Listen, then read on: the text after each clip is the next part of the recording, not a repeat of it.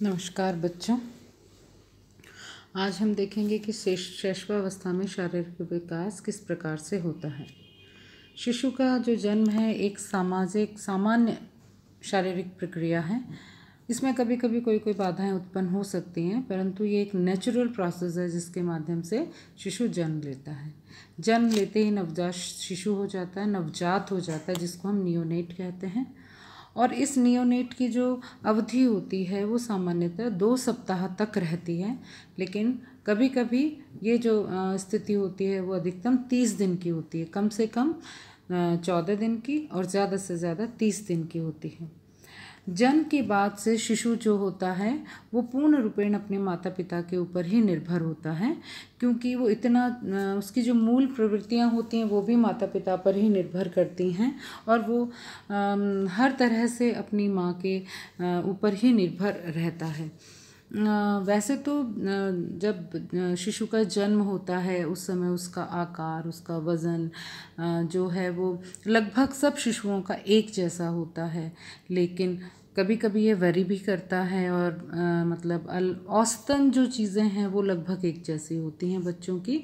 बाकी चीज़ें वेरी करती हैं, अलग होती हैं। जैसे बच्चे का हाइट उस समय जब पैदा हुआ है तो क्या होगा, मतलब कैसी होती है, वज़न, कद, आकार, शारीरिक अनुपात, प्रकृति और अन्य बातों में चीज़ें जो होती हैं वो बिल्कुल भिन्न और अंतर अलग अलग पाया जाता है।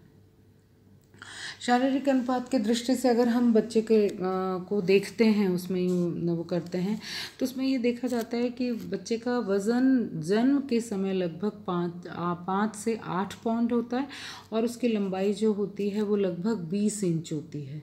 इससे कम और ज़्यादा भी हो सकती है। इसके अंदर एक ख़ास बात और है कि लड़कियों की जो हाइट होती है वो लड़कों से आधा इंच हमेशा ज़्यादा होती है।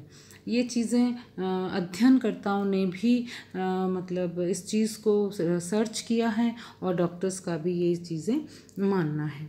इसके अलावा जन्म के समय में शिशु की जो हड्डियां होती हैं बहुत कोमल, बहुत छोटी और बहुत लचीली होती है और उनकी संख्या उस समय 270 होती है।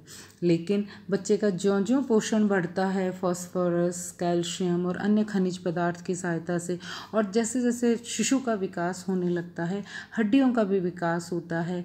और ये हड्डियाँ जो बिल्कुल जो हड्डियाँ बहुत छोटी, लचीली, कोमल होती हैं वो बाद में धीरे धीरे विकास होने के बाद जो है वो हार्ड होने लगती हैं, विकसित होने लगती हैं।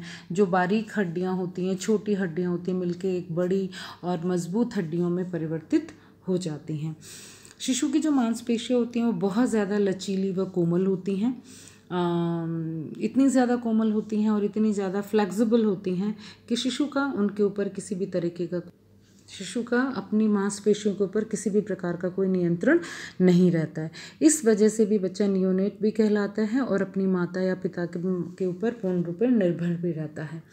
इसकी एक चीज़ और है कि शिशु की जो पल्स रेट होती है वो 1 मिनट में 140 प्रति मिनट चलती है। 1 मिनट में 140 बार पल्स रेट जो होती है वो मूव करती है। कुछ दिनों के बाद ही ये जो रेट होती है वो लगभग 120 प्रति मिनट हो जाती है। जैसे जैसे बच्चा मैच्योर होता जाता है, बड़ा होता जाता है, ये जो चीज़ होती है ये कम होती चली जाती है। उसी प्रकार से बच्चे की जिस तरीके से नाड़ी की गति है यानी कि पल्स रेट है, उसी तरीके से बच्चे में श्वास की भी गति जो होती है वो निर्भर करता है अलग अलग पे। जब बिल्कुल शुरुआत होती है तो बच्चा 35 से 50 बार उसकी जो सांस लेने की गति होती है, लेकिन जब तक बच्चा 1 साल का होने के लिए आता है तब तक ये गति जो है वो 27 से 28 बार ही रह जाती है। इसके अलावा जो चीज़ें हैं कि नवजात नियोनेट जो बच्चा होता है, शिशु जो होता है, उसको भूख बहुत जल्दी और बार बार लगती है शिशु बाल्यावस्था की बजाय। और क्योंकि बच्चे के जो पेट का साइज़ होता है वो बहुत छोटा होता है, इस वजह से बहुत जल्दी थोड़े से दूध से ही उसकी भूख मिट जाती है। इसीलिए डॉक्टर्स कहते हैं कि हर 2 घंटे बाद नवजात शिशु को दूध पिलाते रहने की सलाह दी जाती है। जो नियोनेट बच्चा होता है वो 24 घंटे में लगभग 20 से 22 घंटे तक सोता है। सोते समय बहुत सारे जेस्चर देता है, कभी मुस्कुराएगा, कभी रोएगा, कभी डरने की उसके फेस एक्सप्रेशंस जो होते हैं वो चेंज होते रहते हैं। उसके अलावा उसके जो शारीरिक विकास की जो चीज़ें हैं उसके अंदर ये है कि जब बच्चा जन्म लेता है तो उसकी आँखों का जो प्रकाश कोण है वो विकसित नहीं होता है, पूर्ण विकसित नहीं होता है। लेकिन 30 घंटों के बाद जो नेत्रेंद्रियाँ होती हैं वो कार्य करने लग जाती हैं, बच्चा देखने लग जाता है, लेकिन उसको अपनी पुतली पर, अपनी आइज़ पर पूर्ण रूपेण कंट्रोल नहीं होता है, इसलिए वो एकाग्र होकर किसी चीज़ को नहीं देख पाता है। और सबसे ज़्यादा जो प्रभावित होता है वो होता है उसको नीला कलर और प्रकाश, इन दो चीज़ों से सबसे ज़्यादा वो प्रभावित होता है।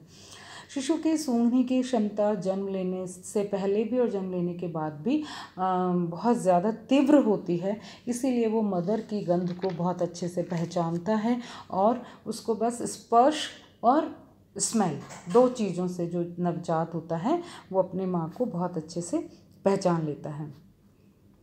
जब शिशु है उस समय में अगर आप उसकी बॉडी पे कहीं भी टच करते हैं तो ऐसा नहीं होता है कि बच्चा उस बॉडी पार्ट को ही मतलब कंट्रोल करता है, वो पूरे शरीर को कंट्रोल करता है, अपने पूरे शरीर के अंदर गति पैदा करता है। तो कोई भी बाहरी जो उद्दीपक से उद्दीप्त होता है तो वो किसी एक अंग को नहीं कंट्रोल करता, बल्कि पूरी बॉडी उसकी गतिमान हो जाती है, क्रियाशील हो जाती है। अब जो ये नियोनेट की जो है अवस्था होती है, ये नवजात शिशु की अवस्था को हम समायोजन की अवस्था भी कह सकते हैं। इस अवस्था में शिशु को नवीन वातावरण के साथ समायोजित करना पड़ता है, क्योंकि अब तक वो 9 महीने तक अपनी माँ के गर्भ में रहा है, जहाँ की सिचुएशन, जहाँ का माहौल बिल्कुल अलग होता है। और 9 महीने बाद जब शिशु बाहर आता है तो बाहरी वातावरण से, बाह्य एनवायरनमेंट से वो उसको खुद को समायोजित करता है, प्रकाश से, हवा से, पानी से, ठंडे गर्म वातावरण से। तो इस वजह से इसको हम समायोजन की अवस्था भी कहते हैं। तो इस तरीके से हमने देखा कि शैशवावस्था में फिजिकल या शारीरिक विकास किस प्रकार से होता